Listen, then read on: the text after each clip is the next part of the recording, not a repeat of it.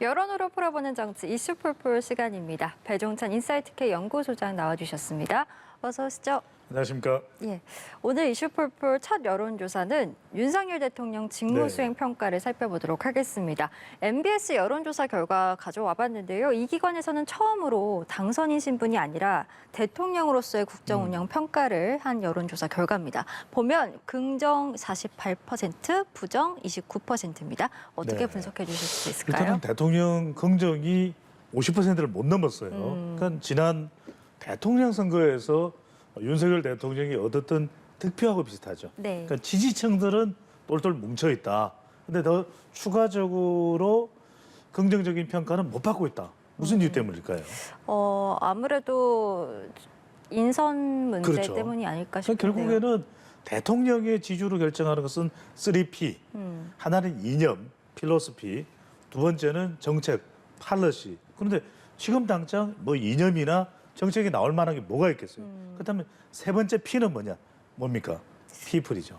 사람. 네, 어려운 영어는 아닌데. 네. 그래서 이제 이 사람이기 때문에 최근에 내각 인선 논란, 그래서 뭐 정호영 후보자가 됐든 또는 임명은 됐지만 또 다른 장관 후보자의 논란들 이런 것들이 또 영향을 미쳤다고 봐야 되겠죠. 예. 그러니까 역대 대통령의 임기 초와 비교를 해보면 그만큼의 역대 대통령의 임기 초반만큼은 안 나온다.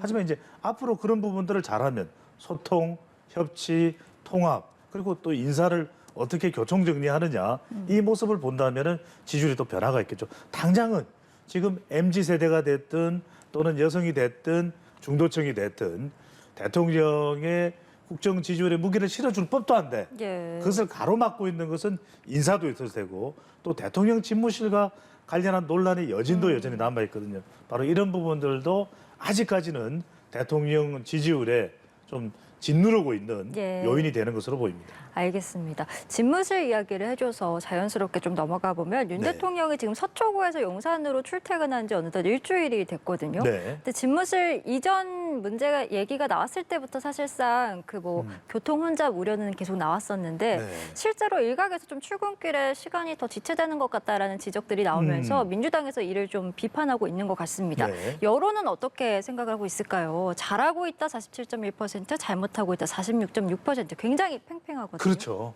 그러니까 이것도 뭐냐. 지금 과연 이 평가가 출퇴근만 놓고 나온 평가일까? 그게 아니라 지금의 상황인 거죠. 계속해서 지방선거를 앞두고 있고 또 대선 결과의 여파, 여지는 계속 유지되고 있고 지방선거를 앞두고 지금 얼마 남지 않았지 않습니까? 예. 대결 구도가 계속되고 있고 곳곳에서 또 충돌이에요. 인사 관련해서도 그렇고 윤재순 비서관 관련해서도 그렇고 이런 상황 이게 이른바 제가 뭐라고 얘기하겠습니까? 유명 배우의 이름을 따서 무슨 현상? 유지태 현상. 그렇죠. 예. 그게 계속되고 있는 겁니다. 역대 대통령의 임기 초반은 이 정도까지는 아니었거든요. 네. 그러니까 출퇴근과 관련해서도 이게 전국적인 현상은 아니잖아요. 그쵸? 그렇잖아요. 왜냐하면 서울에 특히 이게 뭐 마치 나비 효과처럼 카오스 이펙트처럼 반포나 동작이나 한남대교가 막히면 다른 지역도 여파가 있을 수는 있습니다. 그렇게 심각할까? 따지고 보면 아닐 수도 있어요. 그런데 왜? 이건 출퇴근의 문제가 아니라 지금의 상황적인 문제다. 출퇴근이면 전국이 아니잖아요. 그런데 이게 지금 서울시에 거주하는 사람들 이제 대상으로 실시한 조사라는 걸 우리가 염두에 두고 기준으로 두고 본다면 그렇게까지 전 지역에 미치는 영향은 아닐 텐데도 이게 최근에 전국의 상황, 전국적인 대결 구도가 되는 거예요. 실제 대통령이 탑승한 차량이 도로에 노출되는 건 한 8분 정도라 그래요. 예. 근데 이제 실제로는 13분인데 한 5분 정도는 집에서 출발할 때 한 1, 2분 정도. 그리고 나머지 한 3, 4분 정도는 미군 기지가 있었던 게이트로 들어가거든요. 네. 그럼 실제 노출되는 건 8분 정도인데 원래 막히던 구간이에요. 그쵸. 그런데 뭔가 지금의 대통령의 소통과 관련된 부분, 대통령 집무실 이전에 있었던 그런 논란 부분들이 말끔히 해소가 된 것이 아니기 때문에 이런 여론이 나온다고 봐야 되겠죠. 그래서 예. 이런 대통령 집무실 또는 출퇴근과 관련한 이런 논란들을 좀 말끔하게 정리하는 건 소통입니다, 결국. 대통령이 더 소통도 하고 왜 이럴 수밖에 없는지 또 양해도 구하고 이런 노력을 한다면 이런 부분들은 조금 더 사그라들 수가 있겠죠. 예, 앞으로 윤 대통령이 어떻게 또 국민들과 소통해 나가느냐가 가장 네. 중요하다라는 말씀해 주셨습니다. 자, 그럼 이쯤에서요, 저희 정당 지지도도 살펴보겠습니다. 지금 CG 보여주시면 네. 국민의힘 같은 경우에는 42%, 더불어민주당이 30%, 그리고 정의당이 6%가 나왔습니다. 지난 차수와 좀 흐름이 비슷하다라는 느낌이 드는데요. 그렇죠. 어떻게 분석하시는지요? 보통 우리가 28%를 쭉 시청해 왔던 분들이 우리가 다시 보기도 지금 많이 하신다 그래요. 네. 유튜브에서도 상당히 또 많은 분들이 주목을 해주고 계시는. 근데 대체로 선거가 가까워지면 영차의 영차, 천군 백군 현상에 의해서 정당의 지지율은 비슷해집니다. 네. 그런데 지금은 좀 달라요. 왜냐하면 임기 초 임기 초죠. 네. 그러니까 이때는 다분히 또 대통령 국정 운영에 지지율이 높고 낮고를 떠나서 무게가 실려요. 그리고 또 최근에 나왔던 여러 가지의 더불어민주당과 관련된 악재도 정치적 반사 이익을 누가 더 많이 가져간다? 국민의힘이 더 많이 가져가는 현상이에요. 그건 굉장히 일반적인 상황이 아닌 거죠. 네. 지금의 선거 환경, 선거를 앞두고 있는 환경, 또 정치적 환경을 보면은 대통령이나 여당 쪽, 지금 여당은 국민의힘입니다. 쪽에 유리할 수 있는 구도가 만들어져 있는 것이에요. 그러니까 정당 지지율도 지금 4월 넷째 주를 보십시오. 4월 넷째 주는 대선 이후인데 비슷했잖아요. 네. 근데 취임일에 점점 가까워지면서 벌어지기 시작을 하죠. 1단계입니다. 그다음에 오늘 조사, 오늘 소개를 해드린 이 조사 결과를 보면은 42대 30은 12%포인트가 차이가 나요. 두 자릿수 차이로 이건 벌어졌네요. 최근에 선거 패배도 있겠지만 여기에는 그동안 검찰 기소권 수사권 분리 약간 무리했던 것에 대한 여론의 또 영향, 또 하나는 최근에 나왔던 민주당 내의 성비위 예. 이런 부분들은 여성들이 영향을 받을 수 있거든요. 중도층이 영향을 받을 수 있거든요. 또 연령대로 보면 20대, 30대가 더 큰 영향을 받을 수 있어요. 이런 것들이 다분히 정당 지지율에까지도 영향을 미치고 있다고 봐야 되겠죠. 예, 그렇다면 이어서 저희가 볼 이제 여론은 지지하는 정당과 관계없이 6일 지방선거에서 어느 정당 후보에게 투표를 하겠느냐라고 물었을 때는 국민의힘 후보가 38%, 더불어민주당 후보가 26%거든요. 네. 앞에 정당 지지도 여론과 어떤 차이가 있어서 이렇게 미묘한 차이가 있는 걸까요? 큰 차이는 아니에요. 이게 비율상의 수치의 차이는 있습니다. 예. 그런데 흥미로운 것은 자, 지금 38에서 26을 빼면은 12%포인트 차이가 나죠. 예. 자, 정당 지지율 돌아가서 한번 더 보여주세요. 네, 정당 지지도도 정당 보여주시죠. 지지율을 한번 더 보여주세요. 자, 네. 몇 퍼센트 차이입니까? 12%. 12% 차이예요. 이 격차는 똑같다. 그런데 어느 당 후보에게 찍을까라고 물어봤을 때는 우리가 이제 다시 예. 어느 당 후보에게 찍어줄까 보시면 없다가 20%죠. 그렇네요. 이건 뭐냐면 면접원 조사거든요. 아. 면접원 조사에서는 그럼 어느 당이야? 어느 당 후보에게 찍을 거야? 이렇게 물으면 흠칫 놀래요. 아니 그것까지 내가 이야기를 해야 된단 말이야. 이런 부분들은 조금 놀라겠지만 이건 공통적으로 적용이 됐겠잖아요. 국민의 당 후보를 이야기할 사람에게도 약간 짐짓하게 되고 또 더불어민주당 이야기를 할 사람도 짐짓하게 되는 거죠. 흠칫하게 되는 거죠. 조사 방식에 있어서의 그렇죠. 차이군요. 좀 줄어들기는 했지만 두 정당 간의 차이는 그대로다. 그 이야기는 이번 대선에서 패배를 한 더불어민주당이 그 이후에도 예. 한 세 달 정도가 있었잖아요.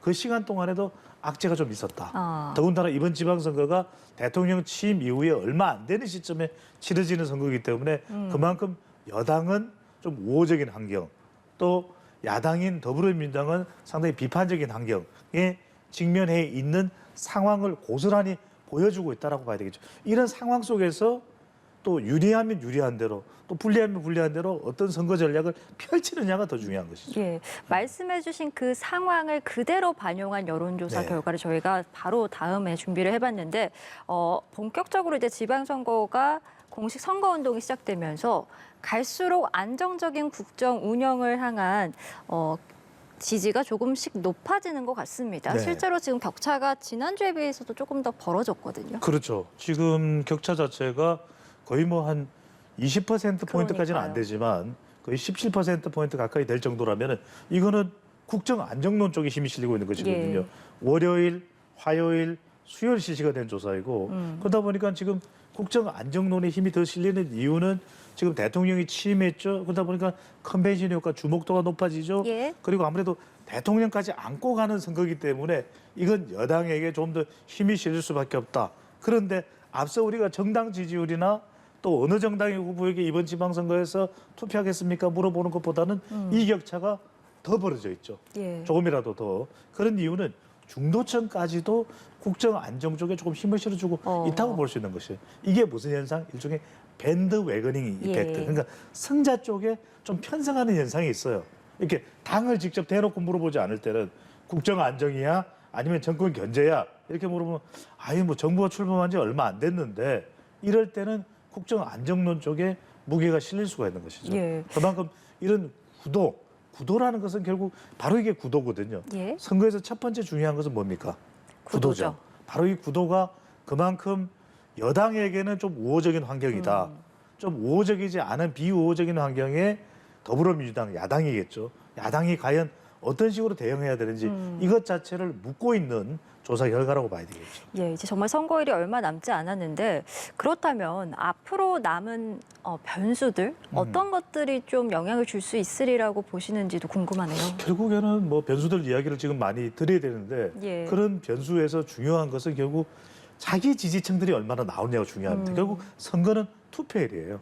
지금 투표일인데 여당으로서는 바이든 대통령도 조금 이따 또 이야기를 예, 드리겠지만 한미 정상회담도 한미 정상회담도 앞두고 있고 슈퍼위크예요. 예. 내일은 한덕수 총리 후보자 인준까지 있습니다. 그쵸. 이건 따지고 보면은 여당보다는 더불어민주당이 부담스러워요. 왜냐하면 이번 주가 슈퍼위크고 다음 주는 공식 선거운동이 이제 더 불을 뿜는 그런 시점이 되는데 환경이 좋아야 정당 지지율이 올라가야 후보들이 더 열심히 뛸 수 있는 거 아니겠습니까? 그런데 그런 상황을 본다면은 결과적으로는 좀 반전을 만들 수 있는 게 뭔가 쫓아가고 있는 것은 이제 민주당이고 예. 달아나고 있는 것은 국민이기 때문에 그렇다면 지지층들이 얼마만큼 더 적극적으로 투표소에 나가줄 수 있느냐 이게 중요한 것이기 때문에 그런 지지층들을 견인하기 위한 자기 쇄신 참 뾰족한 수는 없어요. 그렇지만 그런 국민의힘도 그렇고 더불어민주당도 그렇고 자기 지지층이 그러니까 국민의힘은 60대 이상 더불어민주당은 40대가 얼마만큼 투표소를 적극적으로 나가줄 수 있을지가 중요한데 저는 결국 이번 지방선거도 그래서 중간에 있는 표심 누구죠? 여심이다. 네, M여중. 여성들 그렇죠. 그것이 그대로 적용되는 이유는 뭐냐? 결국 이번 지방선거는 대선의 연장전이 되는 것이죠. 예, 알겠습니다. 오늘 묻지도 않았는데 답을 이야기를 하셨어요. 제가 매번 이제 퀴즈를 내시니까 이게 네. 단련이 돼서 이렇게 계속 답변을 하게 되네요. 놀랍네요. 예. 네. 발전이 있어야죠. 자, 이어서 저희 그러면 지방선거 얘기 나온 만큼 네. 중요한 지역들도 좀 살펴보겠습니다. 네. 아무래도 서울 가장 관심이 모아지고 있는데 오세훈 국민의힘 후보가 송영길 후보보다 격차가 많이 좀 벌어졌습니다. 그렇죠. 더 높아지고 있네요. 저는 역시 선거는 구도거든요. 전체 환경이. 서울은 어떤 지역입니까? 지난 대선에서 윤석열 대통령이 31만 표를 이겼던 지역이에요. 예. 그리고 불과 1년여 전에 오세훈 시장이 보궐선거에서 또 큰 차로 이겼던 압승을 지역이거든요. 그런데 그 사이에 뭐 큰 변화가 있느냐? 그런 변화가 없는 거죠. 그러니까 여기는 서울은 윤심에다 오심에다 부심, 부심까지 들어있어요. 부심은 뭡니까? 부동산 심리. 저 오늘 좀 잘하는 것 같습니다. 네. 그런데 지금 송영길 후보인 경우에는 윤심이 아니라 이제 명심이 작동되는 거잖아요. 예. 근데 명심이 경기도에 비하면 좀 더 좀 약화된 곳이 바로 또 서울인 것이고 또 송영길 후보가 되는 과정에서 좀 자중질환이 있었거든요. 예, 문제가 바로 이런 있었죠. 부분도 영향을 미치면서 큰 격차가 아직까지는 좁혀지지 않고 있다. 이제 모르죠. 다음 주에 본도 이제 공식 선거 운동이 본격화가 될 때 어떤 카드를 내놓느냐가 상당히 중요할 수밖에 없을 것으로 보입니다. 송영길 후보가 유엔이라고 하는 공약도 참 좋습니다. 그런데 예. 서울 시민들은 당장 먹고 사는 문제. 그러니까요. 경유값이 왜 이렇게 비싸? 아니 물가가 밀가루 값이 이렇게 올라가도 돼요. 식용유가 왜 이렇게 오른 거야? 이런 반응을 좀 다독거려 줄 수 있는 해결해 줄 수 있는 손에 잡히는 공약, 손에 잡히는 제안 이걸 내놓을 때 더 주목을 받을 수가 있겠죠. 예, 아주 좋은 조언을 해주신 것 같습니다. 자, 그리고 이어서 뭐니도 가장 관심을 받는 지역 최대 격전지 경기도 경기도입니다. 보겠습니다. 네. 김은혜 후보와 김동연 후보가 여전히 접전을 벌이는 가운데 예. 변수가 나타났습니다. 강용석 후보 지금 무소속인데 5%가 넘는 지지율을 보이고 있거든요. 그럼요. 근데 이 장면이 어디냐면 이 장면을 그대로 보시면 지금의 이 경기도의 판세가 그래프를 뚫어져라 보시면 예. 대선 아니야? 대선 때예요. 윤석열, 이재명, 안철수. 맞네요. 깜짝 놀라실 거예요. 그러니까 미니 대선. 맞습니다. 그야말로 미니 대선이죠. 대선 2라운드거든요. 그러니까 이 경기도인 경우에는 양김의 대결이냐, 김동연, 김은혜의 대결이냐, 그 다음에는 윤명 대첩이냐, 윤석열 대통령과 이재명 선대위원장의 대선 2차전이냐 이렇게 생각을 했는데 아니다. 경기도는 세모네모가 아니라 지금 가로세로 변수가 생겼어요. 가로세로 변수가 생겼어요. 그러니까 무소속 강용석 후보 5.5니까 저 표가 어디로 가느냐에 따라서 선거판이 결정이 돼요. 그러니까요. 물론 여론조사와 실제 득표는 다를 수가 있습니다. 그러다 보니까 여기서는 이른바 강용석 후보가 어떤 결정을 내리냐, 김은혜 후보가 단일화가 되느냐, 아니면 사퇴를 하느냐. 그런데 지금은 꿈쩍 않고 있거든요. 사퇴에 대해선 선을 확실히 나 긋고 안 있기 좋아한다. 때문에. 아니면 예. 단일화 조사하자. 당적 빼고 이름만 넣고 여론조사 실시하고 TV 토론해서 우리 단일 후보 결정하자. 지금 전화 논란까지 네. 발생하는 순간입니다. 윤석열 대통령이 당선 시절에 했다 안 했다 또 다른 사람이 했다 누군가 대통령의 의중이라고 해서 통화했을 수도 있다 여러 가지 시나리오가 나거든요. 예. 이러다 보니까 다른 지역 같으면은 지금 이런 논란들이 거의 없잖아요. 없죠. 그냥 별다른 이슈가 없습니다. 말 그대로 선거 전체의 구도 이번에 국정 안정이냐 아니면 정권 견제냐 아니면 국민의힘 쪽에 더 힘이 쏠리느냐 더불어민주당 쪽으로 가느냐 이런 쪽이거든요. 아니면 특히 이제 수도권 같은 경우에는 인천도 그렇고 서울도 그렇고 윤심이냐 명심이냐 또는 후보들이 서로 간에 치열한 리턴 매치도 있는 것이거든요. 그런데 지금 보면은 이 경기도는 오히려 어느 순간 무소속인 강용석 변수, 예. 가로세로 변수가 더 커져 버렸거든요. 그래서 저는 이게 마치 대선 때하고 비슷할 것 같아요. 대선도 왜 여론조사 공표 금지 기간 그 당일날 아침에 단일화가 결정이 됐거든요. 네. 그러니까 이번도 과연 강용석 후보가 어떤 마음을 결정하느냐에 따라서 경기도가 판세가 최종 결과가 나올 수 있다. 이른바 세모네모 아닌 가로세로 변수입니다. 그러면 실제로 단일화가 좀 가능하리라고 보십니까? 저는 어떤 식으로든 결정이 날 거라고 날 봐요. 거다. 이렇게 완주하면 예. 상당히 김은혜 후보도 밑에로 수밖에 없기 때문에 예. 물 밑에 접촉이 됐든 물 바깥에서의 접촉이 됐든 어떤 식의 시도는 반드시 있겠죠. 알겠습니다. 저희 지방선거 앞두고 다양한 여론조사 결과들 소장님과 함께 분석해봤습니다. 배종찬 인사이트K 연구소장과 함께했습니다. 오늘 말씀 고맙습니다. 감사합니다.